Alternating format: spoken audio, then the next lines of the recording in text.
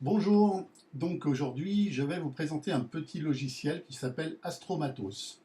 Astromatos est gratuit, il est téléchargeable sur internet, il est en français et il vous permet de cataloguer tout votre matériel d'astronomie et permet également de visualiser le cadre de l'image, c'est-à-dire quand vous choisissez un objet, parfois on ne sait pas s'il va bien ou pas bien rentrer dans le champ de vision de votre télescope.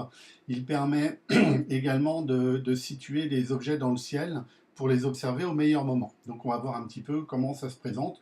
Il n'a pas une grande prétention, mais il peut venir en appui par rapport à d'autres logiciels pour préparer votre soirée. Donc tout d'abord, à gauche, vous avez une première icône qui vous permet le menu classique, on va dire, enregistrer, ouvrir, fermer. Vous pouvez changer également la langue.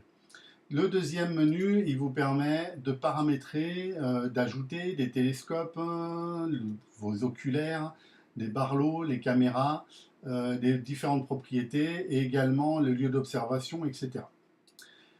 La date d'observation ici qui est notée, donc vous la modifiez comme vous le souhaitez. Donc là, le 16 avril 2018, et puis l'heure, bien sûr, d'observation choisie.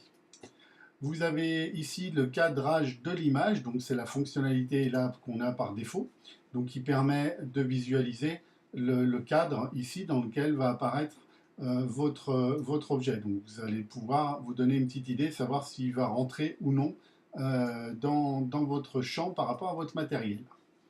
Et ensuite ici, nous allons activer la carte du ciel, donc votre objet M40, hein, qu'on vient de voir ici, donc qui est une étoile double, un objet Messier, eh bien nous allons le voir physiquement dans la grande ourse pour voir un petit peu où est-ce qu'il se situe. C'est pas très précis, mais ça permet quand même de se donner une idée de la carte du ciel et voir s'il se trouve à l'horizon, en dessous de l'horizon, etc. Ici, nous allons voir également l'éphéméride, donc on va regarder un peu plus en détail juste après. Et le dernier icône, qui est en fait le premier que nous allons utiliser, qui correspond à l'observatoire, c'est-à-dire le lieu d'observation. Je clique dessus et je choisis mon lieu d'observation. Alors vous voyez que j'ai rentré ma commune, donc Crampsal en ce qui me concerne. Bien sûr, vous pouvez rentrer Dakar, enfin tout ce que vous voulez, il y en a tout plein.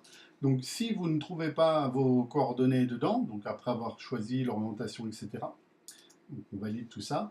Vous venez dans le deuxième onglet ici, et là, vous allez Planétarium, lieu. Et ici, vous allez pouvoir ajouter le lieu d'observation que vous souhaitez. Donc, vous voyez qu'ici, j'ai mis mon France, j'ai mis la longitude, la latitude, la zone, et j'ai noté Crampsal, donc c'est ce que l'on retrouve après en localisation. Donc ça, c'est indispensable, c'est vraiment la première chose à faire. Venez sur cet onglet Observatoire et vous validez. Ensuite, on revient sur le cadre de l'image. Vous allez renseigner ces champs. Donc ça, c'est à faire la première fois. Après, vous n'aurez plus besoin. Et vous allez choisir votre télescope. Soit il est dans la liste, soit pareil, vous venez dans le menu et vous rajoutez votre télescope. Donc moi, j'ai dû le rajouter. Donc je vais le trouver, le Skywatcher 254-1200. Le voilà. Donc il y a la focale, le diamètre que vous pouvez éventuellement changer. La caméra, donc pareil, moi j'ai une ASI 1600, donc là voilà. Et là j'ai mon champ tel que je verrai si je regarde directement dans le télescope, enfin là en l'occurrence avec l'appareil, avec la caméra CCD, mais ça pourrait être aussi un appareil photo Canon 450 pour ceux qui en ont un, etc. Vous allez avoir la possibilité de rajouter vos oculaires.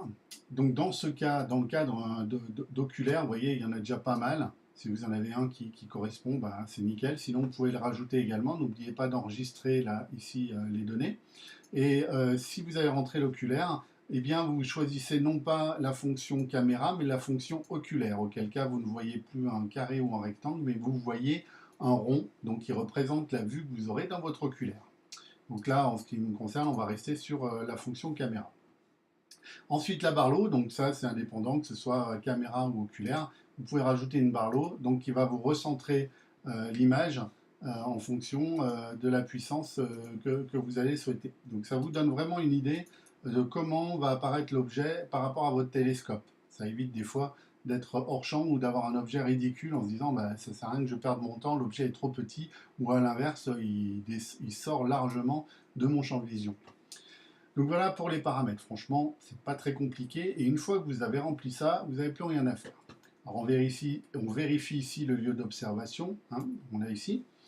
Donc, deuxième chose suivante, on va choisir, donc là déjà on peut choisir des objets, hein, vous avez toute une liste ici, vous pouvez rechercher, il y en a déjà pas mal, il n'y a pas tout, hein, mais on va dire principalement les objets Messier, quelques NGC et puis IC. Donc je suppose que c'est possible d'en rajouter, je n'ai pas encore regardé ça en détail.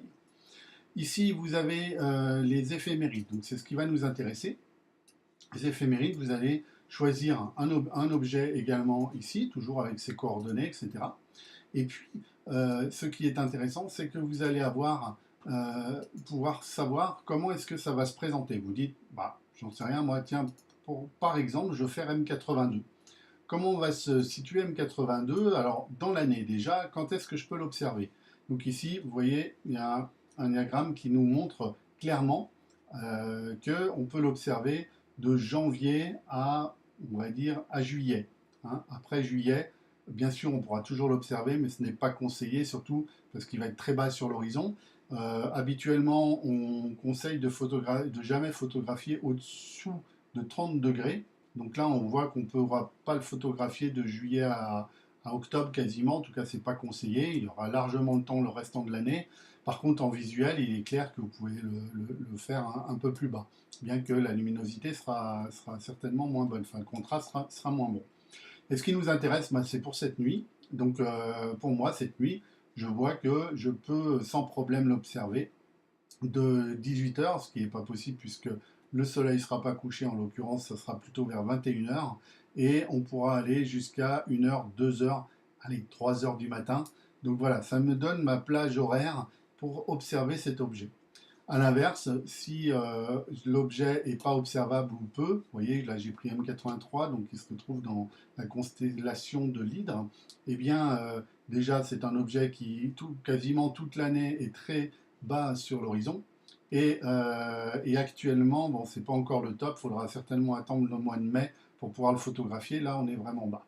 Donc voilà, cet objet-là, alors on va revenir sur M82, ce cadre, ces informations vous permettent également, quand vous sélectionnez votre objet, de voir comment est-ce qu'il va être cadré sur votre capteur ou dans votre oculaire, et il permet également, moyennant, alors on va fermer ça, si je clique sur la carte du ciel, eh bien M82 il reste sélectionné, on voit où est-ce qu'il se situe également dans le ciel, donc pour se repérer. Donc voilà, c'est un logiciel, on a quasiment fait tout le tour, assez simple, honnêtement. Il y a quelques autres petites fonctionnalités, mais honnêtement, c'est très simple. Il peut venir en complément d'un autre logiciel ou en attendant de passer sur un logiciel plus compliqué. Dans l'immédiat, il vous permet vraiment de vous donner une idée, savoir si vous pouvez ou non observer ces objets et de préparer une fois de plus votre soirée, puisque vous le savez, une bonne soirée bien préparée, enfin une soirée bien préparée, c'est une bonne soirée. Voilà. Sur ce, ben, je vous souhaite également une bonne soirée et puis à bientôt. Merci de votre attention. Ciao, bye bye.